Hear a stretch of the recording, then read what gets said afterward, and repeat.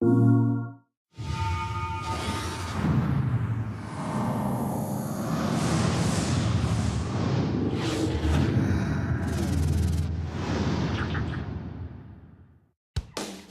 lovelies, miss me during E3 week? I promise I'll never leave you again, except maybe for Gamescom. But we're not quite done with E3 yet, as this episode is devoted to reliving the best of the show, recapping the biggest announcements, saluting the brave winner of our presenter competition, Joe, and at the same time counting down our top 5 games of the show. Our first stop, after clobbering jet lag over the head with a club made of bacon, were the pre-show conferences. EA got things underway with an hour-long firework of explodey decibels, which included the excellent-looking Need for Speed Most Wanted, a surprise announcement from the president of the UFC. We're thrilled to finally be working together. That makes 2 of us. And Isaac Clarke giving a necromorph indigestion in Dead Space 3.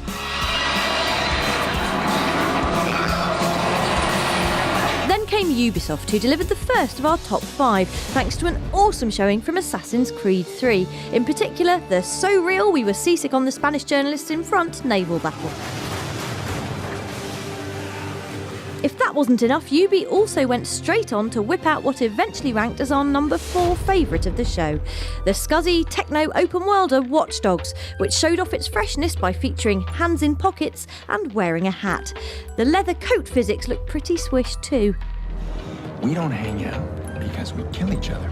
Finally, up stepped PlayStation to announce 2 mega PS Vita titles, Assassin's Creed 3 Liberation and Call of Duty Black Ops Declassified, before truly blowing the lid off the place with the reveal of Quantic Dream's Beyond Two Souls and Naughty Dog's Bruce Straley playing The Last of Us like an absolute boss. More on those 2 later. Did we lose them? Yeah. But we're not in the clear, right? Not while we're in this city.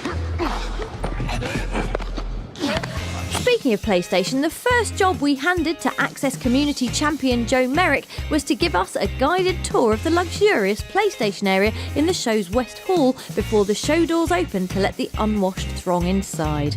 Blue. Now, this area up here is for special guests only. Only a few folk got up here. There's a whole host of Vita titles already to play, like Little Big Planet. There's also a nice glass cabinet full of all the Sony handhelds that are out right now, including all the mobile phones, HTCs, etc., and a tasty wee PlayStation Vita.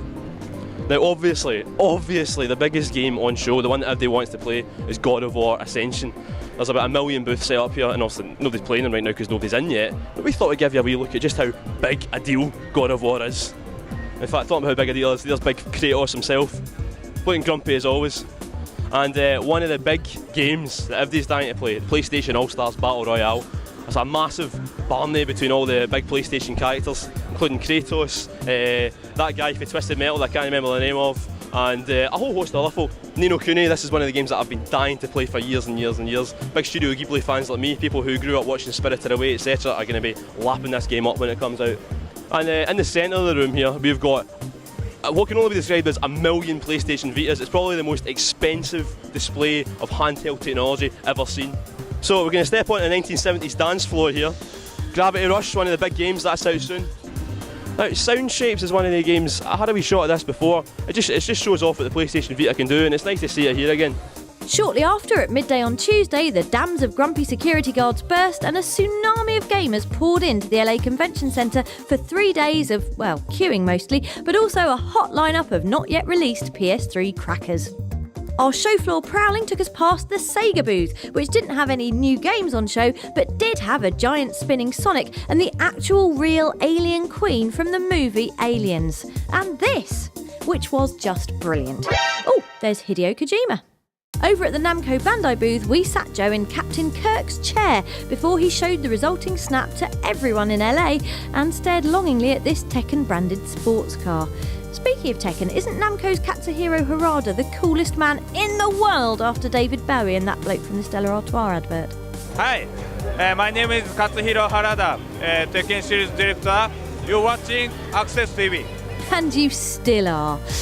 Tucked away behind the giant cinema screen fronting the Square Enix booth was our number 3 game of E3, Tomb Raider, which is looking dirty, real and violent, but in a polite English way. Sorry. No, Lara, it's my fault. I shouldn't have been in your way. Eat me, please.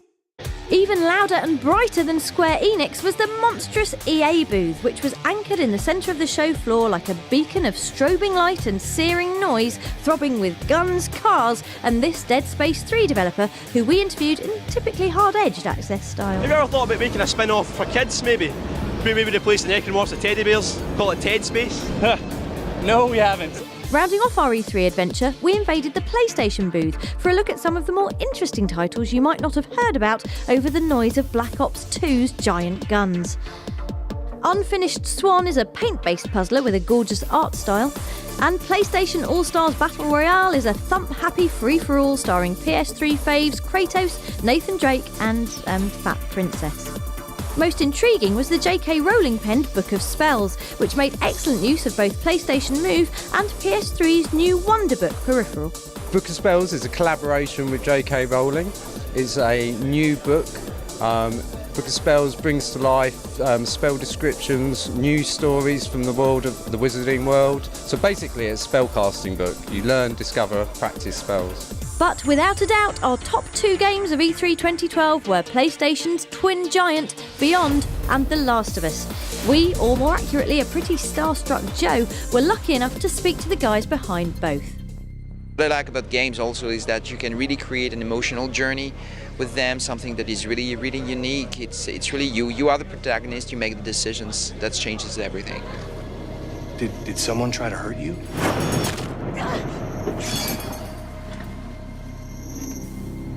How about a name? The story carries on whatever happens. It's also the idea that your decisions have consequences on the plot, so you become the director, the writer, and the actor of your own story.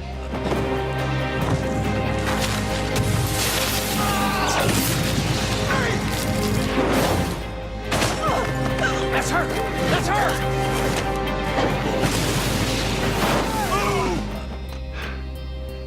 I don't see anything. Come on. The tone of the world that we're creating, the reality that we're trying to set here is hopefully making you feel as the player that there is a risk to engaging with these guys. It's not simple, and you know that there's a consequence. When things go bad, you're going to get hurt. We started investigating, okay, what truly happens when systems collapse? What's really intriguing is the juxtaposition between the beauty, the lushness, the abandonment, the flooded streets, like the familiar and the unfamiliar. But at the same time, it's got a creepiness to it, an eeriness to it. I got you now, mother. The thing that really kicked off all the cheering was Ellie throwing the brick. You know what I mean? The sight of this plucky young girl saving your life was a big deal for people. Do the ends justify the means? How do you survive? These are humans, and killing humans is not a nice thing, you know, but that's the thing we want to present to the players, that you really have no choice, that you're honestly just trying to get by in this world, and this world is so harsh and unforgiving that sometimes this brutality is necessary to get by. That's why Joel's so different. He's like us, but he was able to make it through. He's a survivor. He's somebody that's barely made it through, somehow by the skin of his teeth, and by possibly crossing, not even possibly, by definitely crossing some moral, ethical lines that we have firmly established right now in our world. Be careful.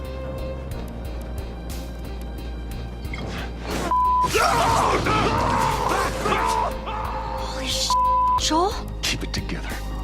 And that's that for an E3 packed with new games, bright lights and Ellen Page being bald. You can see more of our coverage from the event at youtube.com/PlayStation Access and by following the big E3 link from the front of the PlayStation Store. We'll be back next Wednesday with a regular dose of Access TV in episode 38. See you then.